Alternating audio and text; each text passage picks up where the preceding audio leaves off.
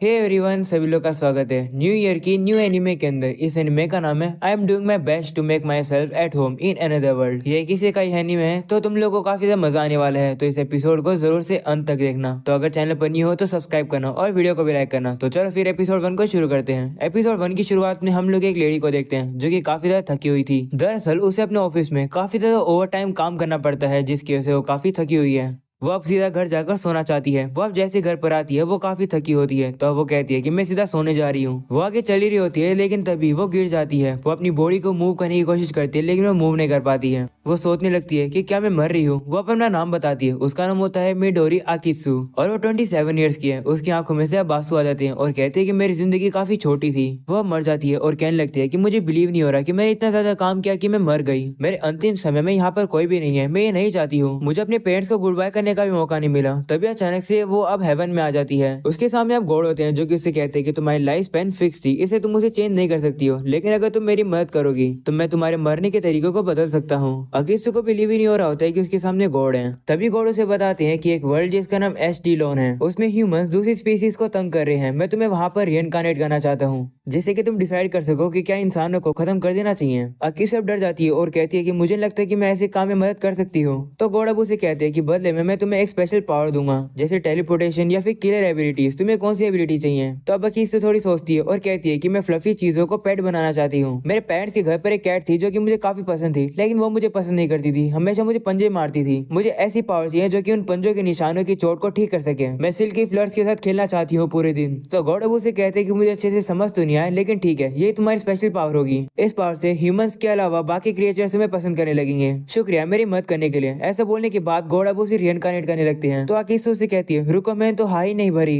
लेकिन गॉड अब उसे नहीं सुनते हैं और अब वो उसे रिइनकार्नेट कर देते हैं। हमें अब अकित्सु का नया घर और न्यू फैमिली दिखाई जाती है। सभी लोग उसे देखकर काफी ज्यादा खुश होते हैं। वो उसका नाम डिसाइड कर रहे होते हैं। अकित्सु की मोम अब उसका नाम डिसाइड करती है जो कि होता है नेफरतीमा ओस्फे। ये सुनकर सभी खुश होते हैं, लेकिन नेफरतीना की छोटी बहन कहती है कि मैं तो उसे नैमा बुलाऊंगी। तभी हम लोग देखते हैं कि नैमा रोने लगती है। तो सभी लोग उसे उठा लेते हैं और उसका इस दुनिया में वेलकम करते हैं। वहीं पर नीमा हैरान होकर कहती है क्या मैं सही में रिइनकार्नेट हो गई? और अब थोड़े साल बीत जाते हैं। नीमा बताती है कि इस कॉन्टिनेंट का नाम लार्शिया है। इस दुनिया में 3 ही कॉन्टिनेंट है और ये सबसे बड़ी है, और यहाँ पर किंगडम ऑफ गाशी का घर है। नीमा का जन्म भी यहाँ पर एक रॉयल ड्यूकल फैमिली ऑफ ओसे में हुआ है, और वो तीसरी बेटी है क्योंकि उनका एक सबसे बड़ा भाई है, उसका नाम है रैल्फ जो कि एक जेंटलमैन है। नीमा की एक और बड़ी बहन है जिसका नाम कारना है, और वो काफी एनर्जेटिक है। नीमा के वहीं पर काफी खूबसूरत मम्मी है और काफी दिल के साफ डैड, लेकिन उसके डैड थोड़े से डिसअपॉइंटिंग है। नीमा अब दौड़कर जा ही रही होती है, तभी उसका पैर एक पत्थर पर आ जाता है जिसकी वजह से वो गिर जाती है, लेकिन तभी उसका डॉगी सामने आकर उसे पकड़ लेता है। नीमा बताती है कि ये है मेरा प्यारा डॉगी डी, जो कि हमेशा मुझे बचाता है। वो अब कहती है कि मैं खाती हूँ, सोती हूँ,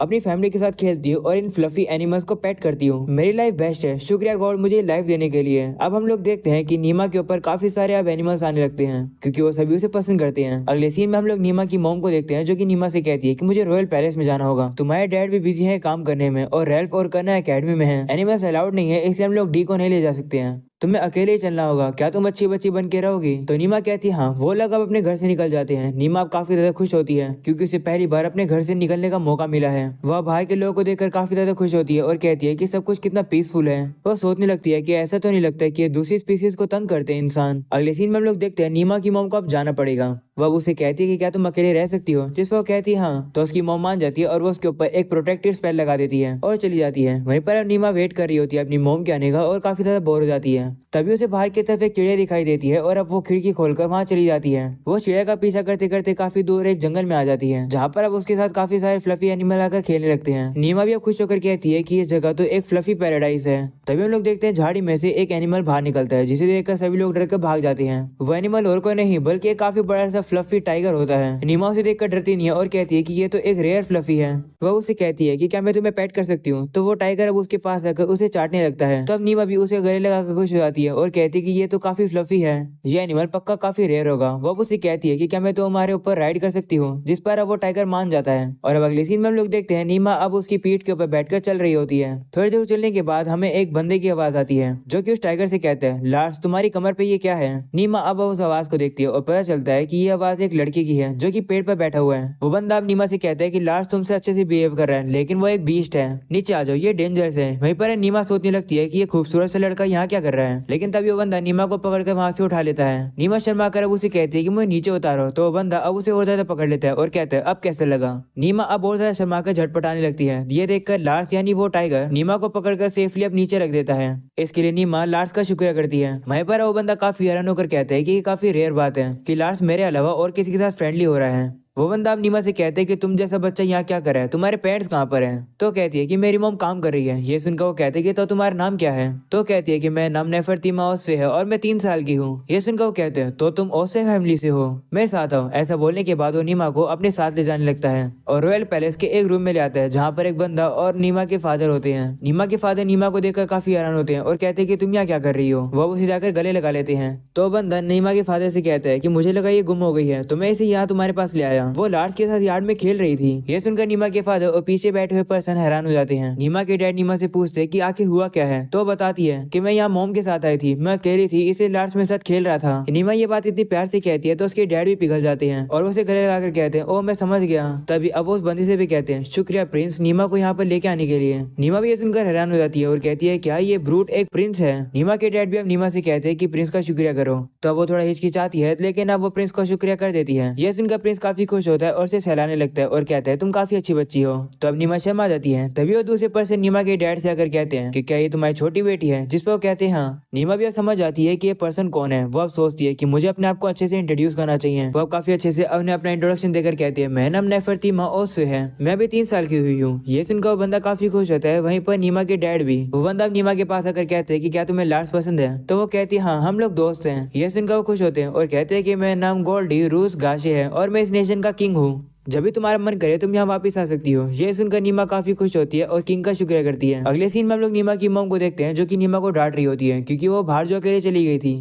तो नीमा माफी मांगती है। तब उसकी मॉम कहती है कि तुमने सिर्फ यही गलती नहीं करी है बल्कि तुम स्काई टाइगर को भी राइड कर रही थी। तो अब नीमा कहती है वो कौन सा टाइगर है? तो उसके डैड कहते हैं कि तुम्हारी मॉम लार्स की बात कर रही है। तो अब नीमा अपनी मॉम से आकर कहती है कि लार्स और मैं दोस्त हैं, उसने मुझे बचाया, क्या मैं वापस वहाँ जा सकती हूँ? किंग ने मुझे इन्वाइट किया है। ये सुनकर नीमा की मॉम कहती है कि तुम्हारा कुछ नहीं हो सकता है। चलो फिर ठीक है तुम जा सकती हो, लेकिन एक प्रॉमिस करो तुम स्काई टाइगर के पास तब नहीं जाओगी जब कोई देख रहा होगा, क्योंकि वो एक स्पेशल होली बीस्ट है जो कि एलिमेंटल पावर यूज करता है। नीमा की मॉम और नीमा को एलिमेंटल पावर के बारे में बताती है। वो कहती है हमारे माना से हम लोग स्पेल ड्रॉ कर सकते हैं, लेकिन जो स्पिरिट्स होती है वो डिवाइन पावर को यूज करती है जो कि हमारी दुनिया में भरी हुई है। उस एनर्जी का यूज करना एलिमेंटलिज्म कहलाया जाता है। टिपिकली होली बीस्ट अपने मास्टर के साथ ही अटैच होते हैं जिनका उनके साथ बॉन्ड होता है। नीमा दुखी होती है और कहती है लेकिन लार्स तो मेरा दोस्त है, मैं उसे देखना चाहती हूँ और उसे पैट करना चाहती हूँ। तो नीमा की मॉम कहती है मुझे पता है, लेकिन तुम्हें प्रॉमिस करना होगा कि तुम उसके पास जब नहीं जाओगी जब वहाँ लोग होंगे। तो नीमा भी मान जाती है और अब वो डी के साथ खेलने के लिए चली जाती है। वहीं पर नीमा की मॉम कहने लगती है कि मुझे पता है कि नीमा के साथ एनिमल्स तो दोस्ती करते हैं, लेकिन स्काई टाइगर भी,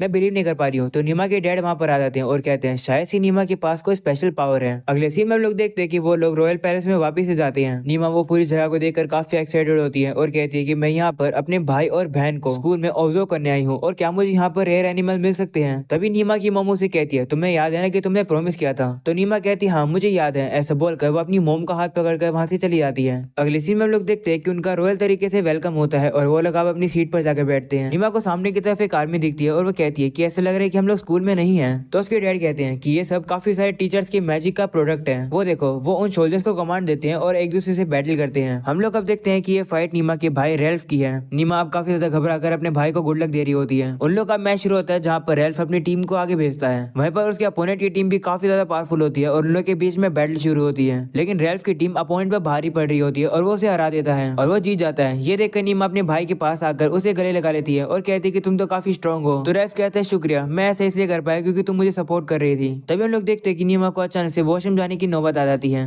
अगले सीन में वो वॉशरूम करके बाहर आ रही होती है। आगे चलकर उसे अपना भाई दिखता है जो कि एक बंदे से बात कर रहा था। वो बंदा रेल्फ से कहता है कि मुझसे हार मत जाना। नीमा भी वहाँ पर जाती है तो वो बंदा रेल्फ से कहता है कि क्या तुम्हारी ये बहन है? तो रेल्फ कहता है हाँ मेरी बहन वापस आ गई है तो मुझे अब जाना होगा। नीमा सोचने लगती है कि इस बंदे की प्रॉब्लम क्या है, क्या ये मेरे भाई का दोस्त है? तभी वो बंदा रेल्फ से कहता है कि सर्वेंट्स को कह दो अपनी बहन को संभालने के लिए, वरना जब मैं तुम्हें हरा दूंगा तो अपनी बहन के नाम पर एक्सक्यूज मत देना। यह सुनकर नीमा गुस्सा हो जाती है और उसे कहती है कि मेरा भाई स्ट्रॉन्ग है, वो नहीं हारेगा। तो बंदा उसका मजाक उड़ाकर कहता है कि तुम जैसा बच्चा ये क्या ही जानेगा। मानेगा कि कौन स्ट्रॉन्ग है। ये सुनकर नीमा को और ज्यादा गुस्सा आ जाता है। वो कहती है कि मुझे फर्क नहीं पड़ता, अगर ये मेरे भाई का दोस्त है तो मेरे भाई को ये कैसे कह सकता है। वो अब उस बंदे से कहती है कम से कम मेरा भाई बदतमीज तो नहीं है तुम्हारी तरह। ये सुनकर वो बंदा काफी ज्यादा गुस्सा होता है और नीमा को मारने के लिए आता है। रेल्फ भी सामने आकर नीमा को बचा रहा होता है। तभी हम लोग देखते हैं प्रिंस वहां पर आ जाता है और उस बंदे से कहता है कि तुम ये क्या कर रहे हो। वहीं वो दोनों प्रिंस को देखकर बाव करने लगते हैं और नीमा भी रेल्फ के पीछे छुप जाती है। प्रिंस अब उन लोगों से कहते हैं अपने सर को उठाओ और मैंने ये देखा ट्रिस्टन इस छोटी बच्ची के ऊपर हमला करने वाला था। तो ट्रिस्टन कहते हैं नहीं मैं ऐसा नहीं कर रहा था। ये सुनकर प्रिंस कहते हैं तो फिर नीमा पीछे छुपी क्यों हुई है। ये सुनकर नीमा मन में कहती है कि मैं छुप इसलिए रही हूँ जिससे कि प्रिंस मुझे देख ना ले। वहीं पर अब रेल्फ खड़ा होकर प्रिंस से कहते हैं क्या आप मेरी बहन को जानते हो।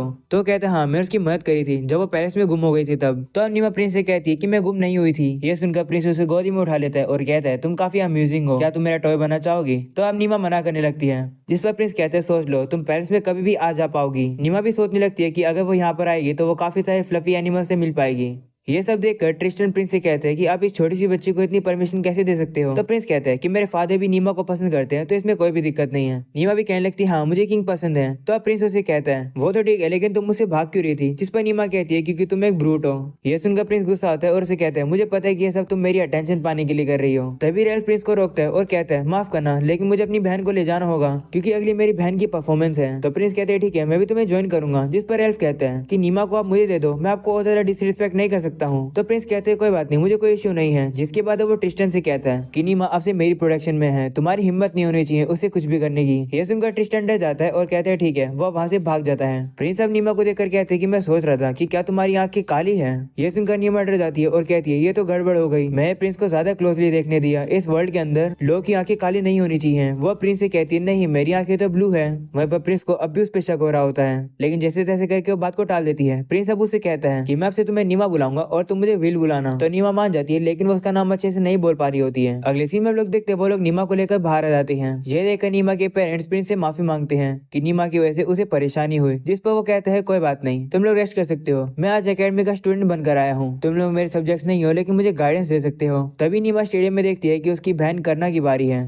वो पूछती है कि ग्राउंड के ऊपर ये क्या लिखा हुआ है। तो विल यानी प्रिंस उसे बताता है कि करना का ये टेस्ट है कि मैजिक सर्कल में से जो भी मोस्टर समन होगा उसे अपने मैजिक से उसे डिफीट करना होगा। अगले सीन में लोग देखते हैं कि करना अब अपने मैजिक को एक्टिवेट करती है जिससे कि अब वहाँ पर एक काफी बड़ा फायर ड्रैगन आ जाता है जिसे देखकर वहाँ पर बैठे सभी लोग घबरा जाते हैं। वहीं पर अब नीमा कहती है कि क्या ये एक मॉन्स्टर है। तो प्रिंस उसे कहते हैं नहीं ये एक फायर ड्रैगन है यानी एक माइटी होली बीस्ट। ये सुनकर नीमा सोचती है तो ये ड्रैगन एक होली बीस्ट है बिल्कुल लार्स की तरह। वहीं पर सभी लोग कहने लगते हैं कि ये तो इम्पॉसिबल है, आखिर फायर ड्रैगन समन क्यों हुआ। वह बाकी स्टूडेंट को प्रोटेक्ट करने लगते हैं। वहीं पर अब प्रिंस पूछता है कि क्या करना के पास फायर का एलिमेंट है। जिस पर नीमा के डैड बताते हैं हाँ उसकी फायर की स्किल हाई है लेकिन वाटर की स्किल लो है। ये सुनकर प्रिंस कहते हैं इसका मतलब करना डिसएडवांटेज पे है। ये सुनकर नीमा घबरा जाती है और अपनी बहन से कहती है भागो यहाँ से, लेकिन वो भागती नहीं है, वो स्माइल कर रही होती है। ये देखकर नीमा हैरान हो जाती है और कहती है कि क्या करना उसे फाइट करने वाली है। वहीं पर नीमा की मॉम भी काफी ज्यादा खुश होती है कि करना हार नहीं मान रही है। नीमा अब कहती नहीं ये करना के लिए काफी ज्यादा रेकलेस चीज है। ऐसा बोलने के बाद वो प्रिंस की गोदी से बाहर आ जाती है और वॉल के नीचे छलांग लगा देती है।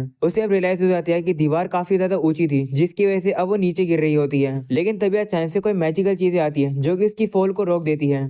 वो अब काफी आराम से नीचे लैंड करती है और कहती है कि किसी चीज ने मुझे बचाया, लेकिन किसने? जिस किसी ने भी बचाया शुक्रिया। वो अब आगे बढ़ती है सीधा उस ड्रैगन के पास। वहीं पर करना भी ये देखती है और नीमा को रोकने की कोशिश करती है। सभी लोग अब नीमा को रोकने की कोशिश कर रहे होते हैं लेकिन अब वो उस फायर ड्रैगन के सामने आकर खड़ी हो जाती है और उन सभी वॉरियर से कहती है जो कि उस ड्रैगन के ऊपर हमला करने वाले थे कि उस ड्रैगन के ऊपर हमला मत करो। और अब यहीं पर हो जाता है पहला एपिसोड खत्म। पसंद आया तो लाइक कर देना, चैनल पर नहीं हो तो सब्सक्राइब कर देना। मिलते हैं अगले एपिसोड में, तब तक के लिए बाय बाय।